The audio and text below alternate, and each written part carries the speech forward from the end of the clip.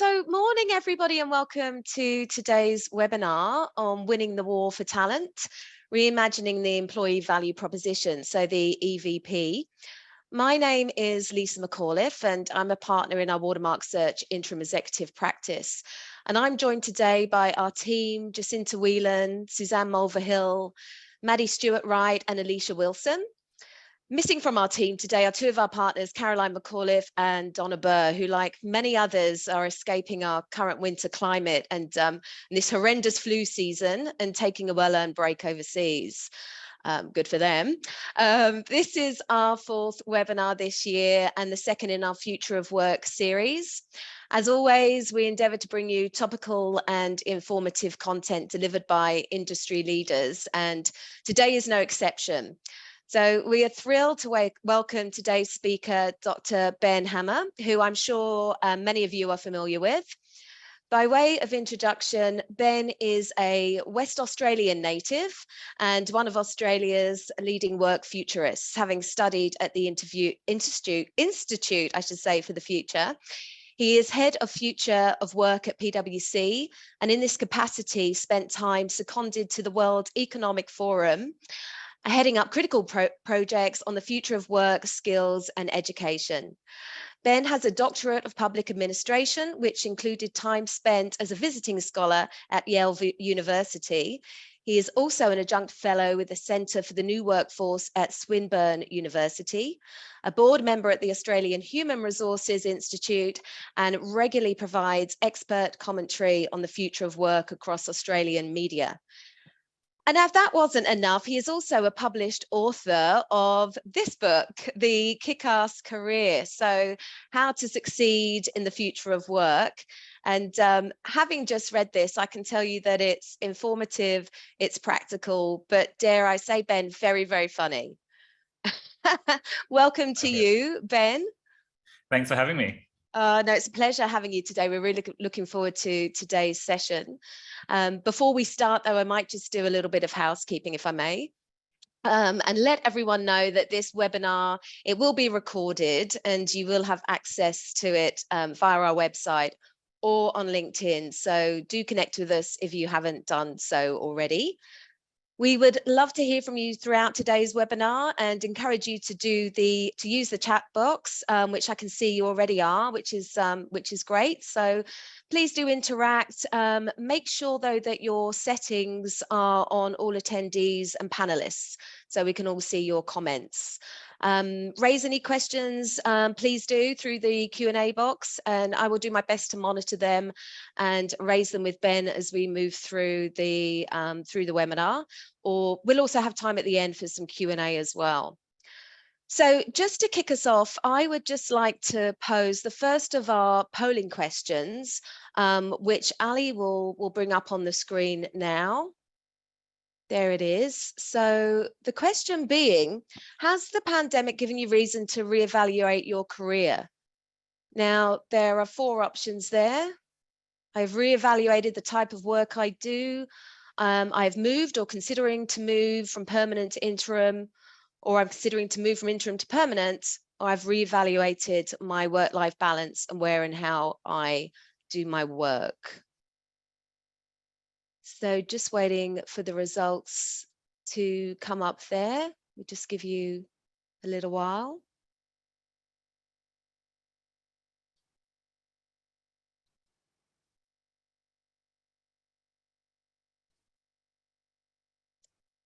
Okay.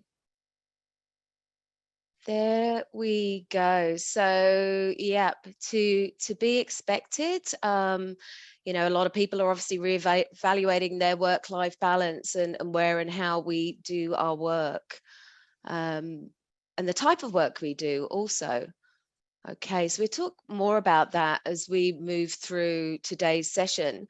What we're seeing from our side of the fence here, from the interim side here at Watermark, we're certainly seeing a shift in many executives moving out of permanent roles and into interim executive roles. So, you know, our pool of readily available interim executives is increasing, and those deep skill sets are really sort of proving to be a solution for some of the organizations that are on the front foot in regards to the war for talent here. So they're stepping into gaps that have come about through sudden resignations, through fatigue that's been brought on via COVID, extended leave, longer search processes, counter offers. I know everybody's experiencing it all. So the drivers for them are, it's all around how and where they do their work, but they are in fact looking for purposeful work, variety and flexibility. So I'm sure we're going to touch on that as we go through in terms of what people are looking for. But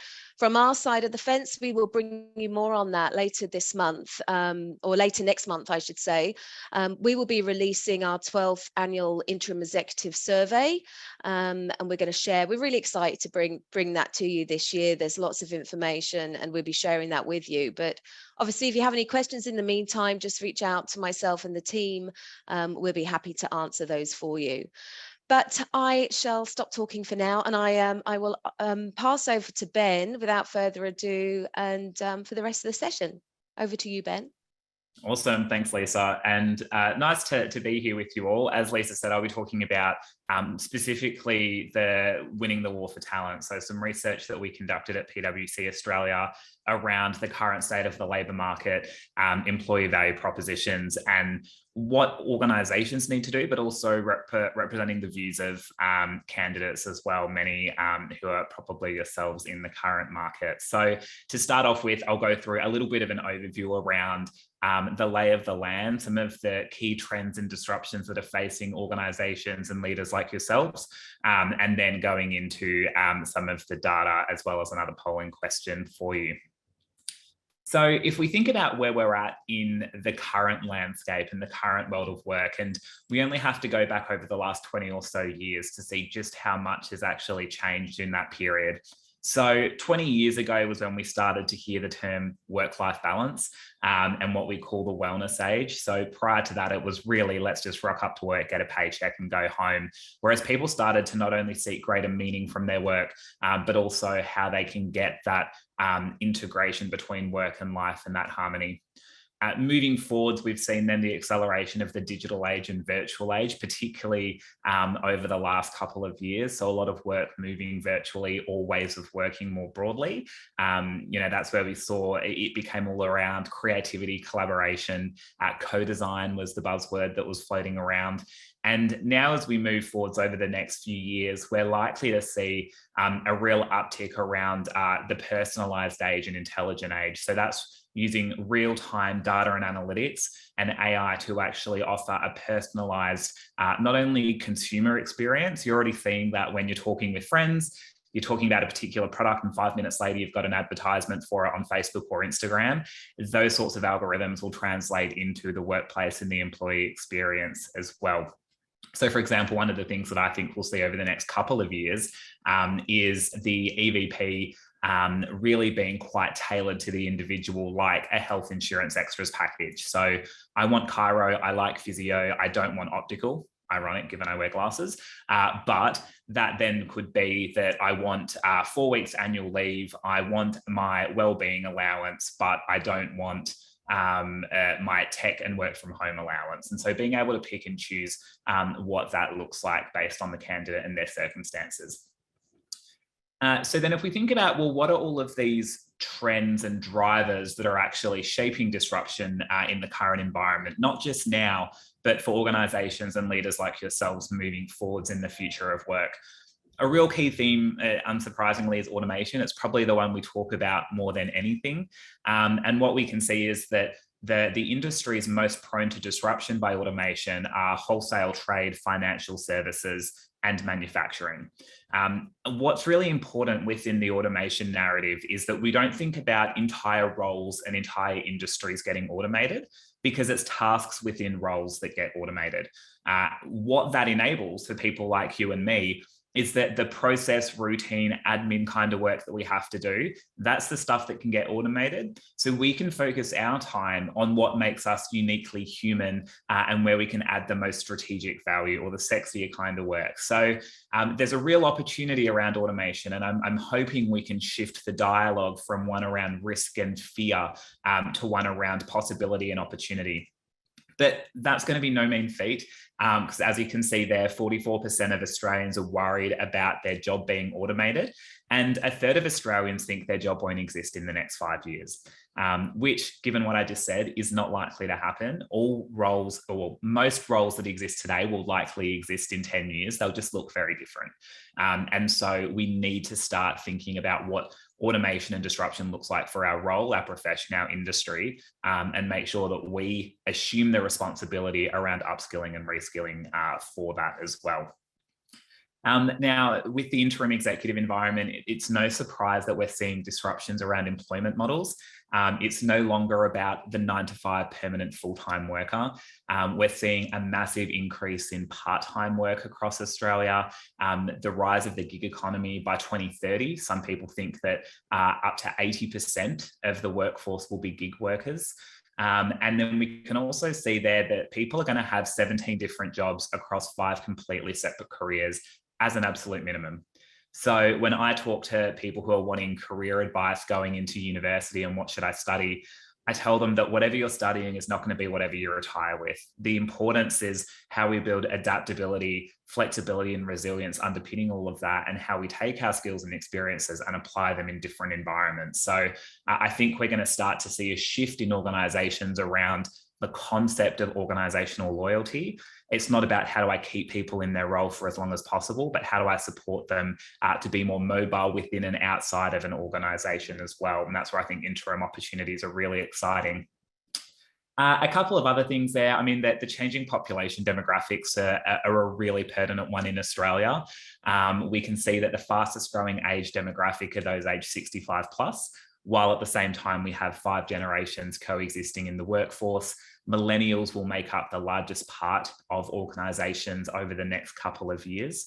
And that leaves with us this conversation around an aging workforce. If we have that growing demographic at the upper end of the age spectrum, but then also what we've seen is as a result of border closures over the last couple of years, our population growth estimates have dropped by 1.1 million people in Australia over the next 10 years. And those people tend to be working age as well. So again, when we think about talent attraction, retention, and sourcing, we need to think about the aging workforce, not as a risk, which is how it often gets presented in workforce plans, but how do we think about it again as an opportunity? How do we create roles, and how do we transition individuals to better support different employment models for older workers as well? And as you can see, you've got the participation rate there declining over the forward period, which again, even furthers that need around engaging older workers. And then the final one there is around skills. Now, people often say, what are the skills that I need to be developing or focusing on? A lot of it is really around, unsurprisingly, what we call those soft or human skills. So teamwork, collaboration, empathy, problem solving, stuff that algorithms can't readily do. And so thinking about how do we go about focusing on developing those skills, while at the same time building what we call foundational digital literacy. So that's not how to code. I don't think that everyone needs to go out and learn how to code and do a coding course, but it's understanding the potential of technology, how technology may impact your role, and how you can leverage technology to be better at your job. So for example, that might be how do you go about presenting your virtual and online professional brand and identity? It could be, what are some software tools, platforms that enable me to do asynchronous collaboration rather than just needing to jump on Zoom calls or whatever platform they're using all day. So building in that sort of foundational digital literacy. And it kind of takes me back to my first CV. I remember I wrote on it under skills, Microsoft Word proficiency, and how times have changed. So now when we think about, some thematics, so I've kind of given you a whole heap of data points, but to distill that down into, well, what are kind of the 6 key things that are really shaping not just organizations and disruption within organizations, but perceptions and expectations of employees? I mean, I've spoken about the automation of jobs and what that means around the upskilling challenge. There's also the distrust in traditional institutions and increased activism. So everything from fake news through to royal commissions in banking, religion, We've seen in the last election a degree of apathy around politics and traditional political parties. And so this is really seeing a shift from an employee perspective, one around where they get traditional sources of authority and information from, but also the way that they view organizations and the role of organizations as well. And popping over to the right-hand side there around global megatrends and ESG coming into that, people are expecting organizations to not just be institutions that employ people, but that also fulfill a role within society and use their platform for social causes. So whether or not that's around being environmentally responsible, whether or not that's organizations who during the marriage equality debate came out with a point of view or a position, it's really expecting organizations to not just be neutral and staying out of it, but actually taking a stand. And then the other things I've spoken about, the hyper-personalized experiences and changing demographics. But the one I do want to touch on in the current environment is around the historically low wage growth, or the decline in real wage growth that we've seen over the last few years in Australia, and the higher cost of living that's really impacting people. One thing that I found super interesting in a study I recently ran around hybrid working and worker preferences around where people work was that the number one thing, a reason why people want to work from home over the office is not flexibility, it's not spending time with family, it's saving money. Because the cost of the commute, the risk of potentially getting COVID, and then the time they have to take off work if they don't have benefits around sick leave provisions, whether or not it's parking, the petrol cost of driving to the train station, everything all adds up when it comes to going into the office. And something as simple as asking people to come in, it's not just around can they be bothered or not. There's a really significant financial implication that people are worried about in the current environment. So again, being really conscious of that and how that drives the EVP and employee expectations. Ben, just around that, you probably touch on this as we go through, but there's a question that's come through around that sort of increased remote working or hybrid working. What are your thoughts on sort of, working from home, weakening company culture? So that's an interesting one. What we saw when COVID first hit over maybe the first 6 or 12 months of everyone going to work from home was that actually organizational culture improved. And what I mean by that is people, to be fair, felt disconnected from the overall organization, but they felt much more connected at the team level. And because what I mean by that is as well is that, for example, you're seeing into my living room or my study at the moment, my dog might come in and you get to meet my dog, and we become much more human through these different interactions than if we were just seeing each other 9 to 5 in an office. And so people were developing much more authentic connections. We also saw leaders actively checking in on their people. I mean, one of the things that really annoys me is when you're walking in the corridor and someone's like, hey, how are you? And then just keeps walking. Like, you don't care how I am. But people actually cared how people were. And so it's how do we try and harness that and bring that into sort of this new distributed work environment? I think the key thing at the moment now is the conversation is very much around working from home or working in the office. I think we need to stop looking at it as binaries and think about it in terms of ways of working and flexibility. So what's the task that needs to be done and what's the best environment to do that task? And what should determine that is what works best for me and my personal circumstances, my team, and how contactable I am to my team and the way I need to interact with them. And most importantly, my customers. I mean, if my customers need me to be face-to-face, I need to be face-to-face. And so it's trying to just play that balance. It might mean that one week I'm in the office 5 days a week, collaborating with my team, brainstorming and working through a strategy. And then the next 3 weeks, I'm every day working from home, writing the strategy because I need deep thinking space. So it's bringing it back to sort of that ways of working piece. But, I'm not a fan of mandating days in the office. I think that these holistic mandates are a legacy of a time gone by, and it's driven by ego, and it's driven by this perception around value for money of getting people in the workplace if I'm paying rent for that space. But we need to focus on outcomes. We need to focus on what enables our people to do the best work and what environment that looks like.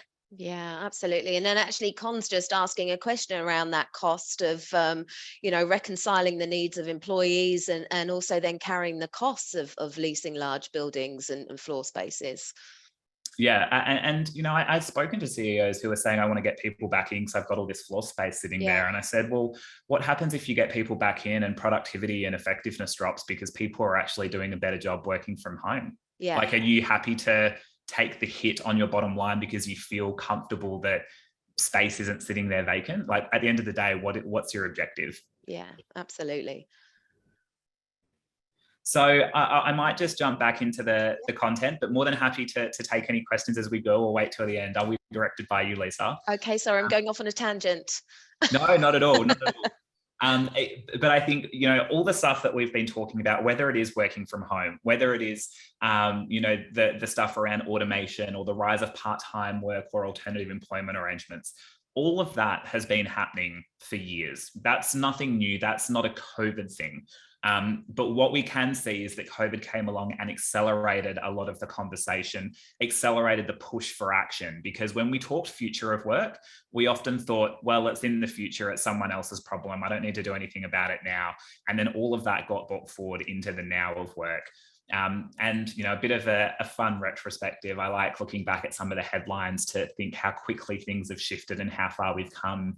There was the massive job losses we saw at the outset of COVID. People weren't sure what the next couple of years were going to look like. And again, the disproportional impact that had on female workers as well. We saw news articles around vaccinations in the workplace. Who would have thought a couple of years ago we'd be talking about mandatory vaccinations before COVID? But then also around, with working from home, is the CBD going to be dead? What's the role of the office? And my favorite, which was how the pandemic humanized law firms, which is that piece as well around building authentic connections with people. But one of the really interesting ones in all of this, and that I want to focus the rest of this presentation on, is around how the balance of power has shifted from the employer to the employee, and something that you don't often expect to see in what from the outset was viewed as a potential recession. We saw that from the outset, when COVID hit, people held on to their jobs. We saw that, so you can see there 7.5% was the labour mobility data for the first period of COVID, which meant that people all of a sudden upped the way in which they valued job stability, financial security, and they weren't leaving, and rightly so. I mean, you look around and see all your friends being made redundant, you're not likely to jump ship anytime soon. So we did see this sort of low levels of job mobility kind of go into play. But then we also saw at the same time, because of things like border closures and a range of other different factors, a high number of unfilled job vacancies. And where we are at the moment is the highest number of job vacancies that some people are saying are on record in Australia. And in some instances as well, extremely low numbers of people actually applying for those roles. And so we're hearing a lot in the current market around candidate quality. But what this does mean is that period of low job mobility has ended. That was almost the calm before the storm. And we've now started to see people taking advantage of an environment where employers are really struggling to attract talent. So just to kind of round out a bit of the labour market landscape, pre-COVID, turnover sat at around 10.9% across all industries. And within Australia, heads of HR said that it's their goal to try and get turnover in their organisation to sit somewhere between 1 to 10%. So I'll just let that sit there. The goal is to sit between 1 to 10%. What we then heard in the current market is that 38% of Australian workers are looking at leaving their organisation in 2022. And so that's not changing job within their organisation, because there's a lot of that happens as well, either promotions or lateral moves. But over a third of Australian workers are looking at leaving their employer altogether this year. Now, the number one thing that organisations need to do as a result of that is reimagine their employee value proposition. But half of Australian top executives, CEOs and direct reports, have no plans whatsoever to update their EVP. So that's a bit of a red flag. Hopefully we're starting to see, as organizations are not just looking at the data that could and will happen to them, but as they're really experiencing it and it is becoming real, we're starting to see some organizations play a bit more in that space. But part of it also comes down to a reluctance in the current environment to make any decisions or determinations in this environment of where we have a lack of certainty and clarity, and where we're, relatively unstable. People are looking for certainty. People are looking for clarity. Now, I'm here to say that is not going to happen, because there will always be another disruption that occurs. What we often say is that we're currently at the fastest rate of change in human history, but it's also going to be the slowest that we'll experience for the rest of our lives. Whether or not it's another COVID-related disruption or another pandemic, monkeypox is on the horizon, whether or not it's a recession that some people are forecasting over the next 12 months globally and in Australia, there will be another disruption. So we can't afford just to sit still and wait for this market stability that is never going to come. So if we can align on the fact that we need to look at our employee value proposition, maybe we don't need to update it. In many cases, a lot of organizations do. There are 7 things that we think organizations need to build into an employee value proposition. So you've got remuneration and rewards, which is around pay. It's around bonuses and other financial incentives. The employer brand, some people choose to work for the organization because of the brand in market. It might be prestigious, it might be a startup, and that has a sexy, following for it. You've got your ways of working, which looks at the flexibility of a role and how we do work in the organization. You've got the experience, which is the culture, the fun, the spirit, the energy within the team and organization as well. Career development, which is around learning and development, but also access to leaders, coaching and mentoring. Wellbeing, which is around your work-life balance, sustainable working hours, and then the workplaces and spaces, which is a part of it as well. Whether or not that's the office, working from home in the home environment, but what are the workplaces and spaces, plural? You've got some organizations that have really sexy campuses, and so that's a big draw card. So you've got these 7 things that comprise of an EVP. What we did is we did a sort of study of 1,800 Australians, and we said, what is it that you want? And it was a force rank. So we didn't say, what do you want out of these 7? Because everyone would say, well, I want all 7 of them. But if you had to pick one over the other, what would you pick and where does it land? And the results were pretty interesting. But before I get there, this is where our poll comes in.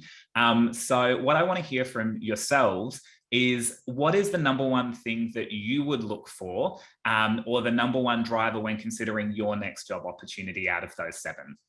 So you've got remuneration and rewards, brand, ways of working, experience, career development, well-being, and workspaces and places.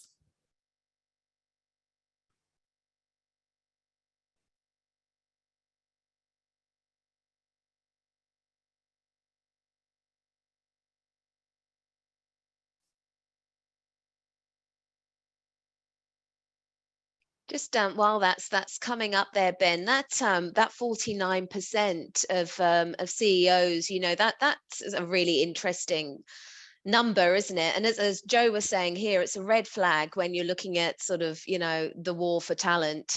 I actually had a conversation myself with someone only a couple of weeks ago who was, literally on the same page, basically saying that it wasn't something they were going to look at, and if anything, that he thought it was all a bit of fuss and bother in terms of what was happening out there, but at the same time having a conversation with me around that they couldn't get talent in certain areas for the business. It's really interesting, isn't it, that having that viewpoint. Yeah, absolutely. And part of it is driven by this sentiment around, well, things are just going to go back to the way they were. Some of it is an ignorance around the perceived value of the brand, and that you can just get by on the value of the brand in market. And a lack of awareness, because as you would know more than anyone, candidates are getting up to 5 offers in 1 week, and they're needing to pick one organization over the other, and they're not just going to blindly pick one. They're going to really be discerning around those 7 levers. What is it that they want, and what is it that the organizations offer? And so those organizations and leaders that aren't responding are the ones that will really be left behind over the next 12 to 18 months, and that's when we'll start to see the impact of the people that didn't act. Yeah, it's not the time to be complacent. No. So if we think about then what's come out in terms of the survey now, so ways of working coming out at number 1, followed by rem and rewards, experience, and then career development, and then towards the back end, brand, well-being, and workspaces and places. So a little bit similar, but also a little bit different from what we found in our study. So what we found was actually remuneration and rewards came out right at the top. Interestingly, where wellbeing came out at the bottom, wellbeing actually came out second in this study. And so I assume there are probably some similar drivers, because I did see that ways of working came right up there, which talks to the piece around flexibility and the ability to work from home, which naturally has an impact around wellbeing. But what's really quite fascinating here around the REM piece, so this normally comes out at around number 3 in these kind of surveys, number 2 with yourselves. But where it came out at number 1 was due to things like the cost of living pressures. It was due to things like the people wanting to make up for lost ground because of that decline in real wages over the last couple of years. But it's not just about money. So when we unpacked it, while on face value, it's all about the dollars, it's actually around people wanting to feel valued and recognized for a significant amount of work and stress that they've taken on over the last couple of years. Because if people think about their working longer days, they've taken on more stress in terms of personal life with the pandemic, as well as with work. And then their REM hasn't gone up correspondingly, they feel like there's a value incongruence there. And so it really comes down to people wanting to be recognized and valued for the work that they've done. And pay just is a very tangible way that people relate worth, professional worth in the market. So really being cognizant around that, and employers are being increasingly aware of that as well, and the pay sensitivities when putting job offers out. And wellbeing was, as I said, a fascinating one, given it wasn't ranked as high as from yourselves. But that piece around people reevaluating the role of work and the role that work has in their life, which goes to the poll that Lisa did at the start, which absolutely is a sentiment echoed by this group. People are thinking about what they want out of work, the role that work plays, and less around work-life balance, but work-life integration. And from an employer perspective, what we're noting is a demand from employees to move beyond this whole notion of a 9-to-5 duty of care, because we used to think the moment someone stepped out the door of the office, duty of care finished. But really, now that we're working from home, virtually longer hours, there's this expectation that organizations need a digital 24/7 mental health and wellbeing offering for their people. And a lot of workers are increasingly looking to their employer as the primary source of accessing mental health and wellbeing services. The other thing is the time of day that employees most seek mental health and wellbeing support is at 9 p.m. at night. So organizations, again, need to go back to that piece around rethink what is their role. It's not just around employing people, giving them a paycheck and growing for the sake of shareholders. There's a social responsibility that they have for the mental health and wellbeing of their people. And candidates are increasingly looking at those organizations to help discern between why they might work for company X over company Y. And the other thing I wanted to play out within this is the expectation gap between leaders and employees. And so under those 7 levers that I spoke about are 29 sub items that map to them. So we're able to go to a much more granular level of detail around what workers want. What workers want at the specifics. They want pay, they want to work with good people, and they want good work-life balance. They're the top 3 things that kind of underpin everything. And irrespective of gender, what state you live in, what level of the organization, they're the 3 things that workers want. But where it gets interesting, we also ask those top executives, what do you think your people want out of those 29 items? What we saw, for example, that leaders think that the number 1 thing that people want is values alignment between the worker and the organization. Now, out of the 29, workers ranked that at 16. And again, it goes back to that piece around a forced rank.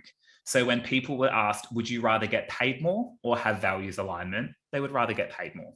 And so, being really clear around what's the hygiene factor. People just expect it of an organization. So they expect that you're going to be a socially responsible organization. They expect that you're not going to run me into the ground with long hours. They expect that you're going to have an ESG agenda, but that's not necessarily why they're going to want to work for you. So, leaders overestimating things like values alignment, but then underestimating things like the ability to work from home, pay, autonomy, and those other things. So the real takeaway here is the need for organizations and leaders to tap into the voice of their people. So just to bring it home, I'm conscious of time and wanting to get into questions.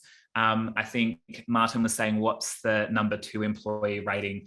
So at that granular level, Martin, the top 3 in the bucket were around pay, working with good people, and work-life balance. So the things, or some examples of case studies around what people are doing and organizations are currently doing. Because again, as I said, a lot of people are waiting for first movers or waiting for the market to settle. Organizations are already responding. So you've got the likes of Twitter, Atlassian, and Canva, who have their work from anywhere models around, let's come together for 4 moments that matter a year. Everything else is up to you and your teams to determine. You've got Sanitarium, who have summer Fridays, where people finish at 12 p.m. on a Friday across the organization in summer, as well as the right to disconnect policy after hours. Salesforce to plant 100 million trees by 2030. We can see PwC has appointed a Chief Mental Health and Wellbeing Officer. Xero has flow time. So this is where you have no meetings on a Monday morning, so you don't have to be interrupted by jumping between different meetings to get work done. Facebook having a director of remote work and others having a head of hybrid. Amazon, the likes of Woolworths and others, investing a lot of money around upskilling and reskilling workers, not just for the jobs of today or not even the jobs of tomorrow within their organization, but investing in people irrespective of the role that they do and the role they might do outside of the organization in the future. You've got Linktree, which offers a $6,000 lump sum for people to spend across 4 different pillars. So giving that choice and autonomy around benefits. Telstra, Optus, others who are onshoring call centres and then moving those staff members towards working from home arrangements. And then Indebted as one example of an Australian organisation, but there are many out there who are starting to embark on the 4-day work week. You might have seen that in the UK, they've started a significant pilot there. In Australia, that starts in a couple of months, the Australian equivalent pilot of that as well. So to round out with some do's and don'ts, whether or not this is as viewers, leaders yourselves, or for your organizations, or even as candidates, knowing what you should be looking out for. Absolutely that piece around needing to reimagine the employee value proposition in the current market, making sure your people feel valued, whether or not that's remuneration, but it doesn't just have to be throwing money at people. How do we recognize and make sure our people feel valued beyond that? I believe we should disproportionately overinvest in high performers. In a market where people are in lower tenure, where they're looking to leave, I would rather my high performers stuck around rather than my mediocre or low performers. So how do you overinvest in them? And then also listening to what your workers want, to that piece around the expectation gap between leaders and employees. And what that also means is there are a couple of do nots. So the first is don't focus on productivity. Productivity is output over time. And for a lot of people, interim executives, knowledge workers, we don't produce widgets. We're not in a factory producing things with our hands. Lisa could write 1 amazing book in 1 year, or she could write 3 average books that no one reads in 1 year. And she was more productive when she wrote 3 average books that no one reads. So let's focus on effectiveness. Let's focus on impact. Let's buy the rise of the interim executive. Let's not mandate arbitrary days in the office. People have said, where's the place in the current market to best seek talent?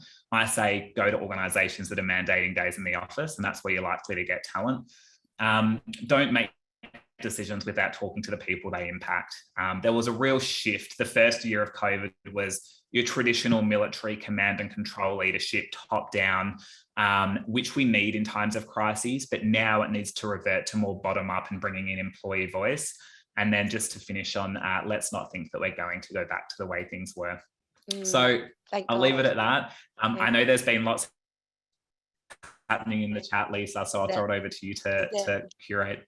There are a lot of questions in the chat, but thank you, Ben. That's such a really interesting presentation there, and especially around that sort of personalizing the EVP.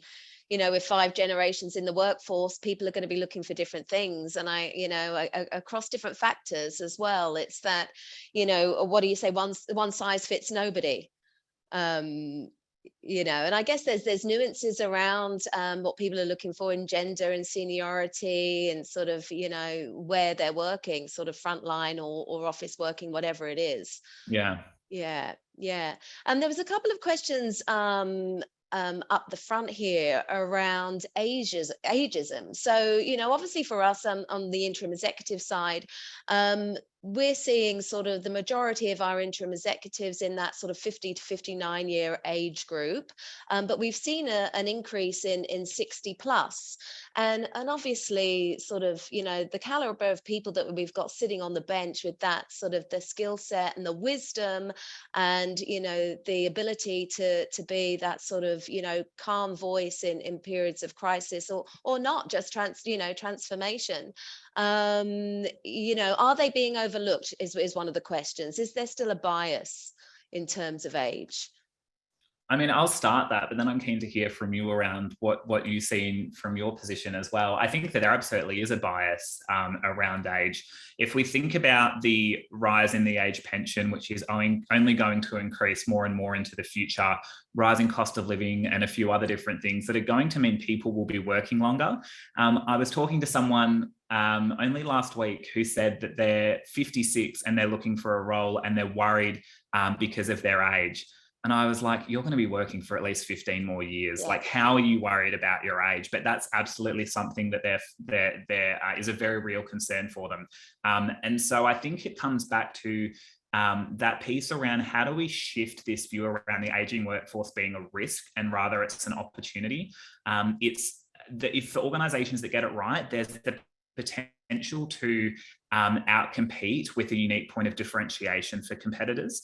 And the example I like to give is several years ago, McDonald's in the US, they did a study of the performance of their restaurants across the country with a whole heap of different demographics and profiles. And what they found is that the McDonald's restaurants that had higher age profiles and older people working for them actually had the highest levels of customer satisfaction and customer ratings. So because of that, they then went on a campaign to actively recruit older workers. And so there absolutely is an opportunity in it. It's a mindset shift. I think that over the next 12 months, we're going to see organizations forced to think differently beyond the 9-to-5 worker, beyond just the traditional person they may have recruited in the past, to people who are, interim executives, who are gig workers, who are part-timers, who they're going to employ for a specific contract because they just can't get someone at the caliber they want to work permanently full-time. I think when they start embracing alternative employment arrangements, then I think we'll also see an increase in the adoption of and acceptance of older workers as a positive thing as well. But what do you think on that one? Oh, look, I mean, it's gold. It really is. And we're dealing with this on a day-to-day basis, but it's more around that experience. It's not around age. It's around what you can bring to the table, where you've had that proven success before. And it's all about problem solving and making a difference, and also sort of having that wisdom as such to, mentor those around you. Because, one of the problems we're seeing at the moment with people stepping away is sort of, with all sort of good intentions, potentially that succession planning isn't in place. So to bring somebody in at that level, with that level of experience and expertise that can then mentor and bring people up around them is gold. So, I think for those organizations that tapping into it now, you're right, you know, they're ahead of the game. So Yeah. but saying that, we are seeing a shift, and it's becoming a little bit more mainstream, and people are recognizing that, you know, they have to look at non-traditional ways of bringing people in to fix their problems, immediate problems.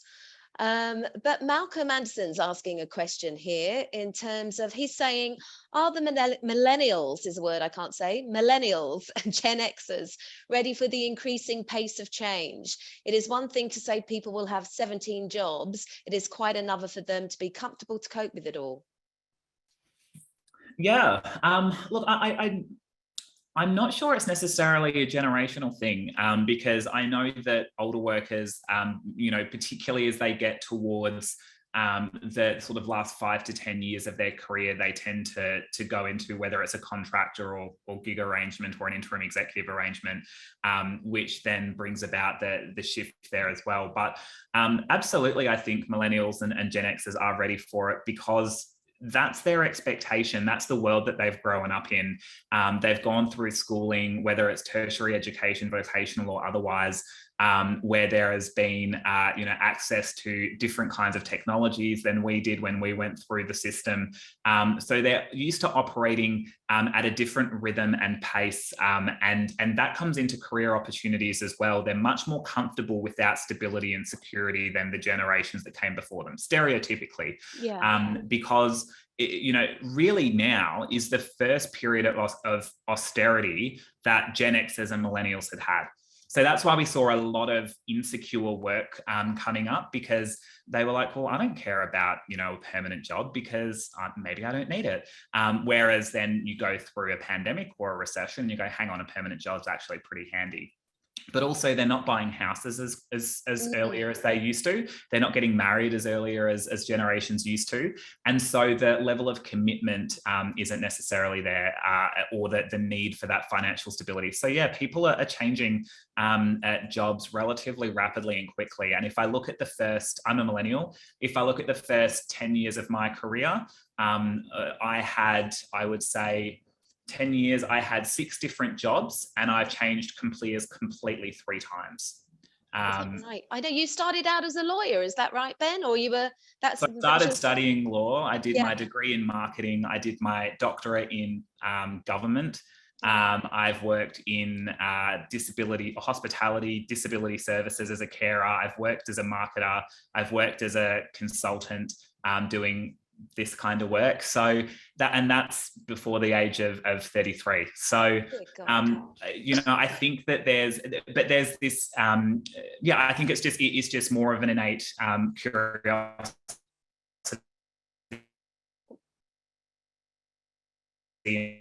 in feature of generations that's lesser by the society within which they're raised and the different. I do think, Malcolm, that they absolutely are ready for it. It's whether or not organizations and older generations, I would argue, are ready for it. Well, that's right. In fact, you know, I think Jack's made a comment there in regards to just that it could be, well, the senior levels, the senior generations who are experiencing this shift. Maybe you know, there's a little bit more education needed there. Have you frozen there, Ben? Maybe we keep Ben keeps dropping in and out, unfortunately. We might have lost him there for a minute. He's coming back. Interesting chat. I mean, it's oh, you're back again, Ben? No, I'm here. Sorry, okay. Keep going. You're freezing for a minute. So, I mean, as we were saying earlier, I know you're out there and having these discussions frequently.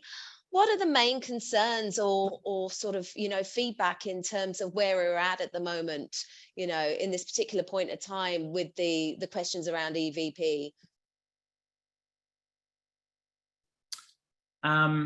So in terms of what's top of mind for executives around EVP, Lisa? Top of mind in terms of concerns. I know sort of, you know, people looking for, when I'm out there talking to people, they're looking for practical answers in terms of what works and what doesn't. And I know you've given us some case studies there.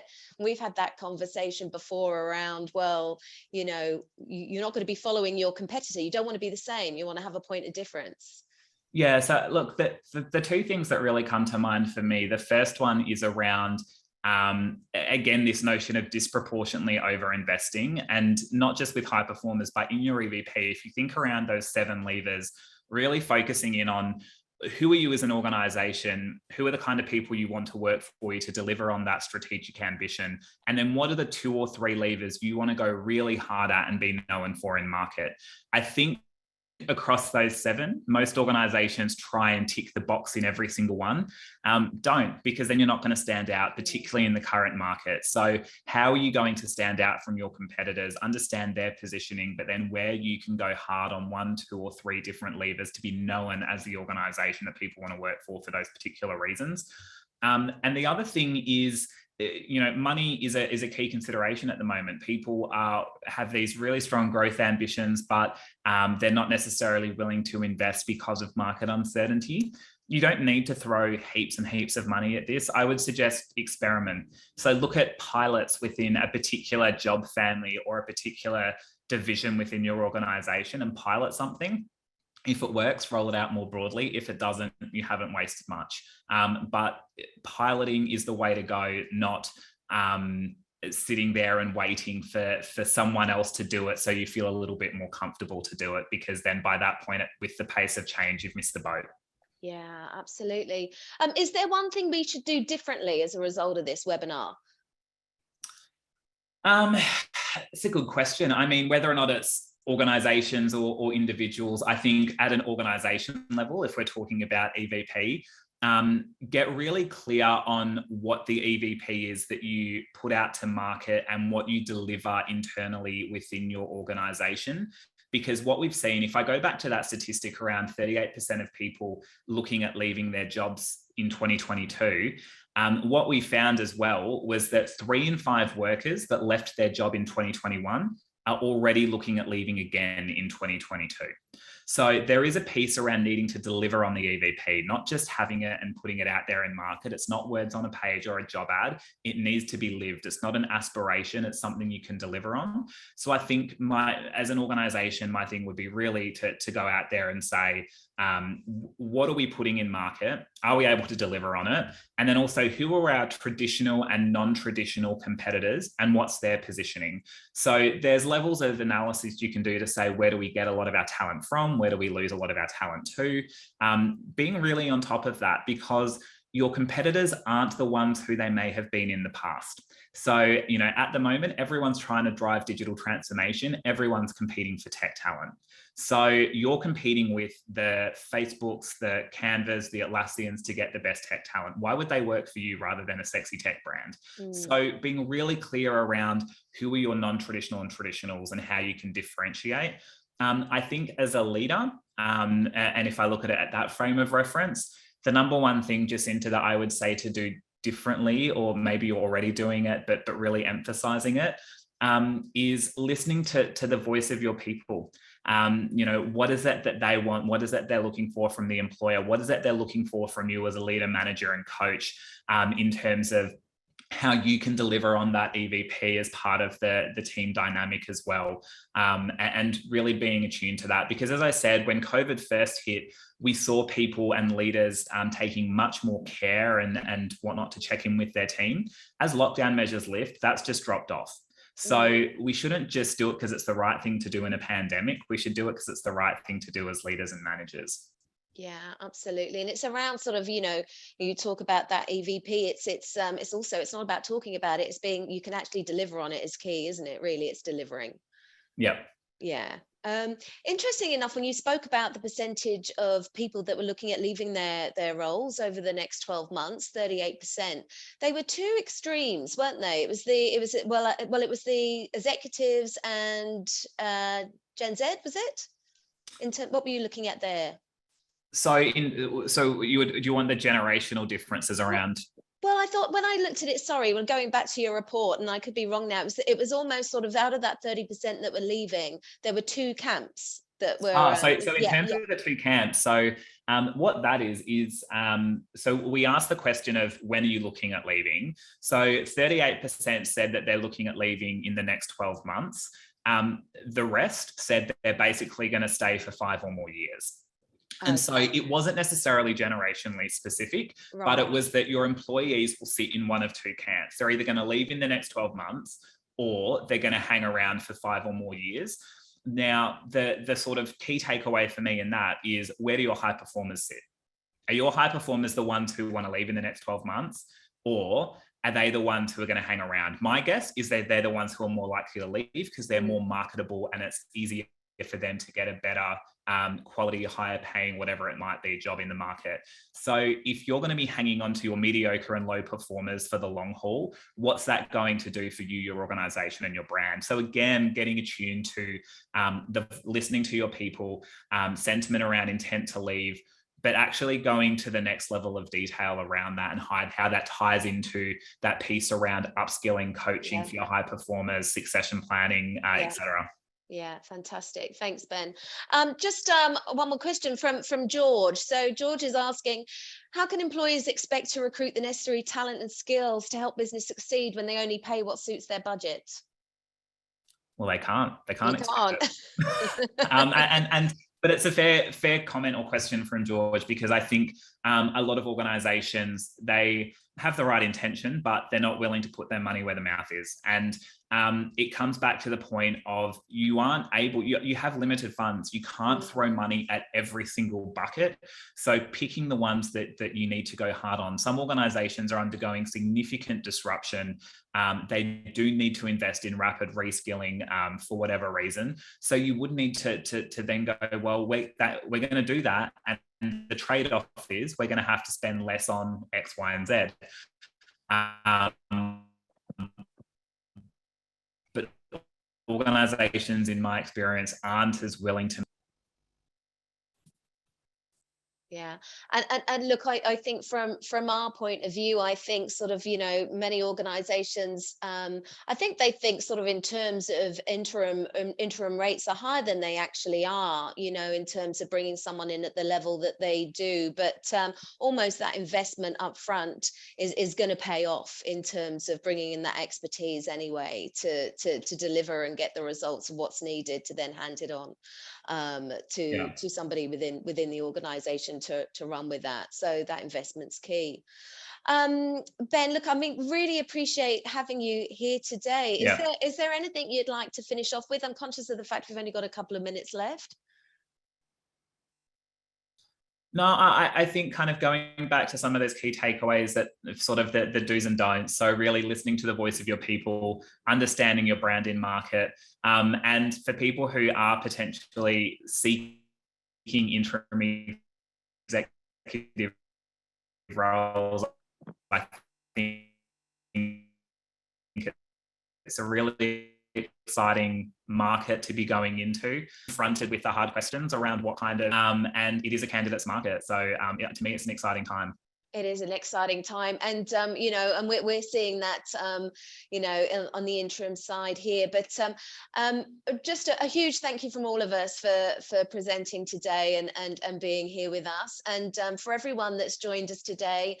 We appreciate your company, and we look forward to seeing you in our future webinars. We'll keep you across those, and as I said earlier, looking forward to sharing the results of our 12th annual Interim Executive Survey soon. So, and keeping you across that.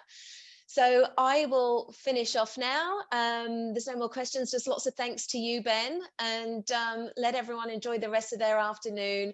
If you need anything, please don't hesitate to reach out. Speak to you all soon. Thank you. Thank you, Ben.